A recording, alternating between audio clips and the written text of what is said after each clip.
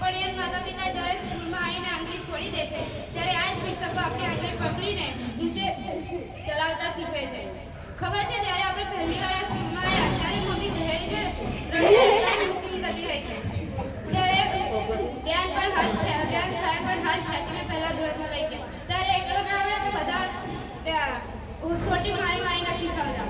1 થી 100 લગીને એકલા પણ માર ખાઈને આપણે શીખ્યા. પછી સંગાથા પછી આ જ સમયમાં આપણે સંગાથા મળીને બધા તહેવારો ઉજવ્યા, જેમ કે રક્ષાબંધન, હોળી, ધૂળેટી, બધા રંગેરંગ સારા થઈ જતા. આ શાળાએ કે આપણને હવે તો ખબર નહીં પડે કે વિદાય શું છે, પણ જ્યારે આપણે નોકરી ધંધામાં કે કોલેજ સ્કૂલમાં જતા રહીશું ત્યારે ખબર પડશે કે નિશાળ શું હતી. અત્યારે જ્યારે વિદ્યાર્થીઓ મોટા થઈ જાય છે અને પોતાના નોકરી ધંધામાં લાગે છે ત્યારે તેમને થાય છે કે હાશ આપણું બચપણે જ સારું હતું, બાળપણે જ સારું હતું, ત્યારે કોઈ ટેન્શન તો ન હતી. અને અત્યારે આપણને નથી ખબર પડતી કે આ શું, આ લેસન તો ગમતું જ નહીં, ના હોય સારું એવું થાય. પણ આ ખૂબ વિશેષ પળો છે જેને આપણે સાહિત્ય માણી જોઈએ. જેમ કે હેમલતાબેન આવે સામાજિક જ્ઞાન કે વિજ્ઞાન ભણાય ત્યારે અમુકને બગાસા આવે. એમ તો બધાને બગાસા આવે પણ અમુક વાર આપણને મસ્તી પણ કરાવે. જેમ કે ગોવિંદ સાહેબ જ્યારે અમુક વાર ગુજરાતી ભણતા એકદમ આપણે સામે આવીને હસી જાય ત્યારે આપણે એકદમ ધડકાનો વધી જઈને આપણે આમ તો સાહેબ શનિવાર હોય ત્યારે ખૂબ મસ્તી કરાવતા, જોક સંભળાવતા, જોક સાથે હલીને પેટમાં દુખી જતું. પછી નૈનાબેન ગણિત શીખવાડતા પણ તેની સાથે માર પણ ખવડાવતા.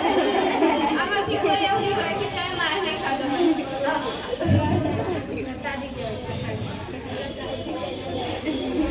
તું એને ઇંગ્લિશ શીખવાડે ત્યારે બધા અંદરને અંગર અંગી ફેરી પછી કંટાળો થાય કે આ જો ઇંગ્લિશ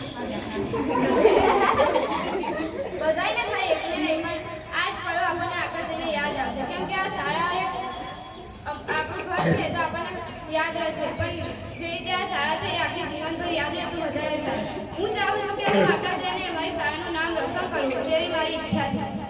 અને તેવી જ રીતે મારા દોસ્તો અને મિત્રો તમારે પણ યાદ હશે કે આપણે જ્યારે પહેલા ધોરણમાં આવ્યા ત્યારે કોઈ જાણતા નહોતા અને પછી ધીરે ધીરે એટલી બધી દોસ્તી થઈ કે વાતોથી લઈને રમતો સુધી બધાને સંગાથ રમતા.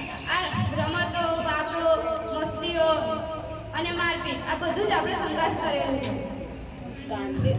આ દોસ્તી આપણને જિંદગીભર યાદ રહેશે. કેટલીક આ નિશાળ છોડ્યા પછી તો આપણને દોસ્તો પણ અમુક મળશે નહીં. એટલે જ કહે છે કે દોસ્તો છે તો તેની કદર કરીએ. અને આ શાળામાં આપણે જ્યારે આવીએ ને ત્યારે ખુશીથી આવવાનું અને જઈએ.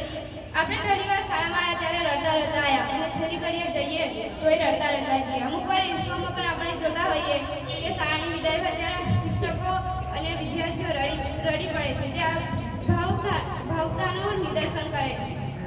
આપણે તો હજુ કોઈ રડ્યું નથી, પણ હમણાં થોડી વાર પછી કદાચ કોઈને ભાવુક નથી રડવું પણ આવી જાય. આ સ્કૂલ આપણા માટે એક ઘર જેવી બની ગઈ છે, જ્યાં આપણને માતા પિતા તો નહીં પણ એવા ગુરુ મળ્યા છે કે જેઓ આપણને નાનેથી મોટા કરી શકે. અને તેમનું એ ધ્યેય હોય છે કે આ જેવા પણ ખરાબ બાબતો જેમનાથી થતું નથી તેમને કોઈ આગળ આપણા માતા પિતા તો આપણને નિશાળ થઈ જતા પછી એમને પછી સાહેબ અને ગુરુઓ બધું એકમ મારતા શીખવતા બધું શીખવે છે. અહીંયા આમ તો આપણા માતા પિતા બે કહેવાય, કેમ કે આપણા સગા માતા પિતા અને એક ગુરુઓ. એક આપણને ચાલતા અને જીવનની સમજણ પાડે છે અને બીજા ગુરુ આપણને જીવન શીખવાની રીત અને સારા ઇન્સાન બનાવવાની આવડત આપે છે.